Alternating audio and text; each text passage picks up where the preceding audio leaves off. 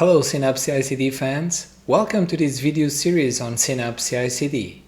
My name is Rui Cunha and I'm a support escalation engineer on the Azure Synapse Analytics team. In Microsoft's public documentation for Synapse CI/CD, you will find one section fully dedicated to the best practices.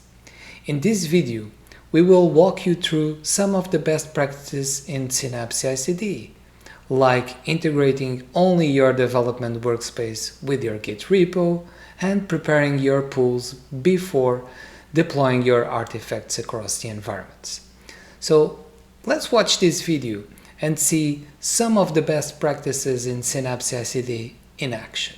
Starting with this first best practice, Git integration. When working on a multi-environment scenario, you have the workspace in dev, UAT, pre-prod, prod. You should only connect the source environment, your dev environment, with your Git repository. No other environment should be connected. All other environments should be live mode. And the reason for this is that you don't want your Git repo to get out of sync. You don't want any changes to occur outside your dev environment. So this is where your development happens. Anything that is detected in your UAT, pre-prod, prod should be fixed in this lower environment. This should be a rule of thumb in Synapse CI/CD to have only your dev environment integrated with your Git repo. Another best practice, your branching strategy. This branching strategy should be as simple as possible, and you should use feature branches that will allow your developers to create new features and bug fixes. You should use a consistent naming convention for your feature branches, so you can easily identify the work that is being done in the branch, if we are talking about a new feature or a bug fix, and some suggestions. For example, users, then your username, then new feature, or hotfixes, and then your hotfix on a multi-project environment. Project A, my username, new feature 1. Creating this based on your main branch, for example. Here's an example. Another one. Project B. Then John. New feature in Project B. Then Project A. Hot fixes.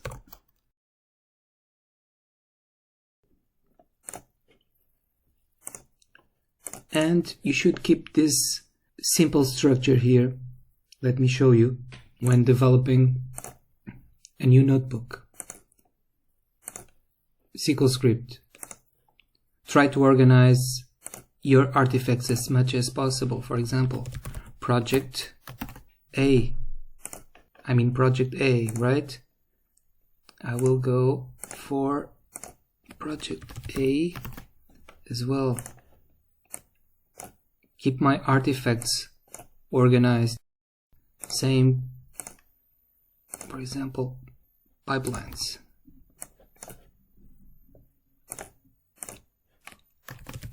Project A, bring this here, committing all my changes. And if you go here to your branches in DevOps, you should see this organization reflected here. Project A, hotfixes, developers, new features. Project B, the same thing. Keep this folder structure, this branching strategy simple. Another best practice, you should keep the main branch as a high quality branch. This is your collaboration branch. The code in this branch should build cleanly and should always be current. Why do you need these qualities in your main branch? Because you want to make sure that any feature branch that is created by your developers, it will start from a good version of code. How can you achieve this? You can set up branch policies in the main branch. Go here to your main branch and set branch policies here. Set a minimum number of reviewers, for example. Any change that lands in the main branch should come from a pull request. Now, if I try to do something like this here, create an artifact, print hello world, for example, this will fail to commit. I want to keep my main branch clean, not allowing any developer to make direct changes in this branch. If I want to create something here, that should be from a pull request here, starting from the hotfix. Okay.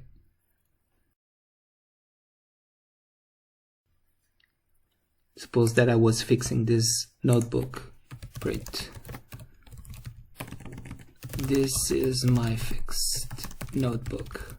Doesn't matter here the branch, just for demonstration purpose. I'm going to commit all, and I will create a pull request and merging my hotfix with main. I will take these three files, these three artifacts. I will create my pull request. Now I have 2 reviewers to approve this. Let me just quickly turn this, revert this setting for one reviewer, just for this demonstration. And let me refresh the pull request. Okay. I was missing this option. Request is to approve these my own changes. Let me refresh. Okay. And let me complete now. I will go now to my main branch and we'll see my changes reflected here. Another best practice: before deploying your artifacts, make sure that you have your Spark pools, compute pools in place with the same naming to avoid the override parameterization in DevOps.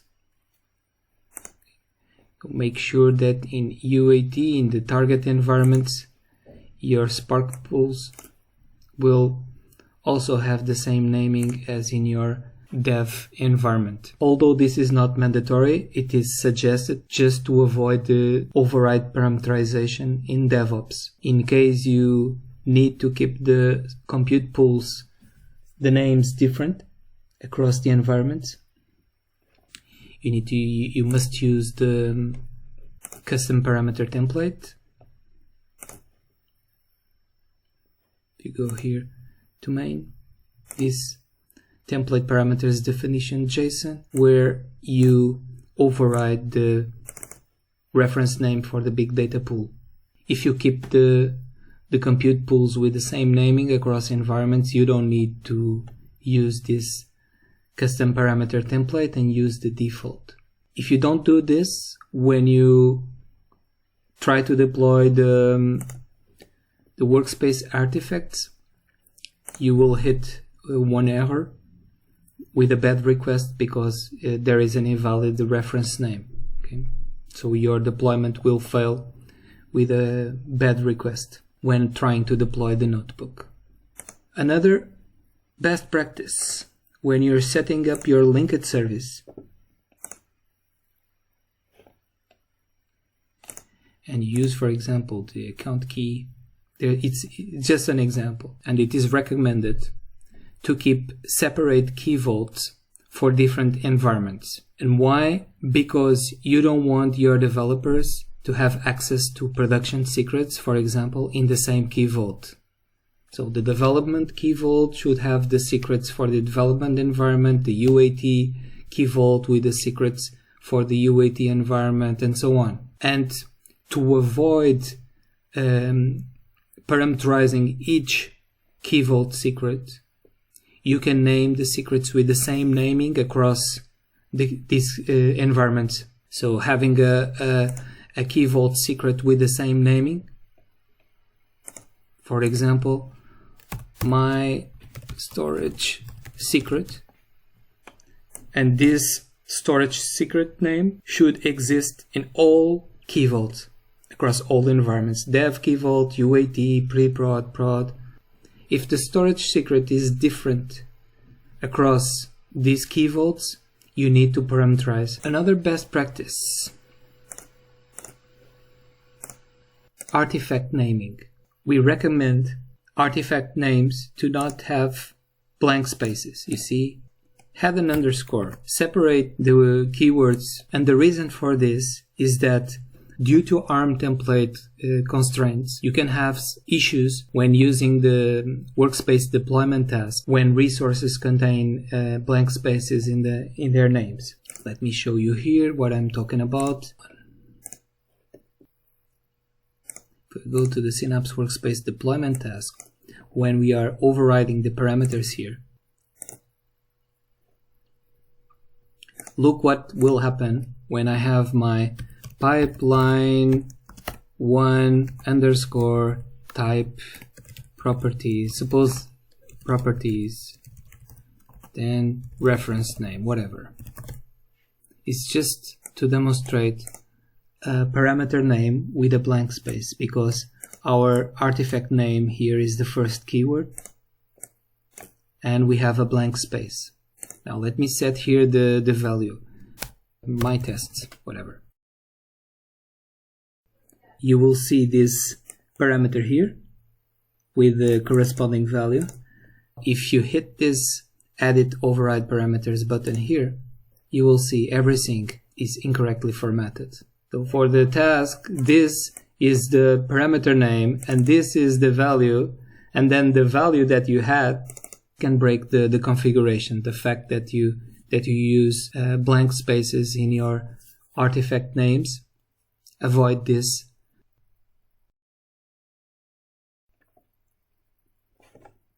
Last, and if you are using a custom parameter template, make sure that the properties that you had here under each artifact category, you really need to expose these properties and generate the parameters. If not, your ARM template can grow a lot in size depending on the number of artifacts that you have. And if you were talking about thousands of artifacts, these ARM templates that are generated to the workspace publish branch can grow a lot in file size. And in Git, we have a file size limitation that is a maximum file size of 20 megabytes. If your works template exceeds this limitation, you will get an error. Your publishing will fail due to this limitation in Git that will not allow you to generate. So you need to revise the template to reduce as much as possible the properties that you want to expose. For example, suppose here under the linked services that you don't want to parameterize the secret access key, for example, or the account name, doesn't matter. So you should remove these properties from the definition file. I hope you have enjoyed this video. Don't forget to share your thoughts and ideas. We would love to hear from you. Don't forget to like, comment, and subscribe to our channel. I'll catch you up on the next one.